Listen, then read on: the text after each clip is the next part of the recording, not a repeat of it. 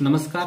आजच्या व्हिडिओमध्ये आपण पाहणार आहोत की जे 12वी सायन्सचे विद्यार्थी आहेत जे महाराष्ट्र सीईटी एक्झाम देणार आहेत त्यांच्यासाठी यामध्ये आपण सुरुवातीला पाहणार आहोत की महाराष्ट्रातले जे एमएसटी सीईटी आहे त्याचं संभाव्य वेळापत्रक, 2 नंबर फॉर्म कधी सुरू होतील, 3 फॉर्मसाठी लागणारे कागदपत्र काय काय असतील, 4 ऍडमिशनसाठी कोणकोणते कागदपत्र लागतील, 5 नंबर रिझल्ट टेंटेटिव्हली किती तारखेला लागू शकतो, 6 नंबर नॉर्मलायझेशन म्हणजे काय, 7 नंबर इंजिनिअरिंगमधील महत्त्वाच्या ब्रांचेस कोणकोणत्या आहेत, 8 नंबर इंजिनिअरिंग फार्मसीचा बेसिक एलिजिबिलिटी स्कोर किती असतो,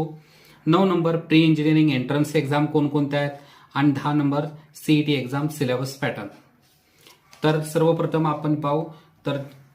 यामध्ये जे सुरुवातीला आपण म्हणलेलं आहे की या आजच्या व्हिडिओमध्ये जे महाराष्ट्रातील जे 12वी सायन्सचे जे विद्यार्थी आहेत तर 12वी सायन्सचे विद्यार्थी विशेषतः इंजिनिअरिंग फार्मसीला ऍडमिशन घेत असतात. तर फार्मसी आणि इंजिनिअरिंगला ऍडमिशन घेण्यासाठी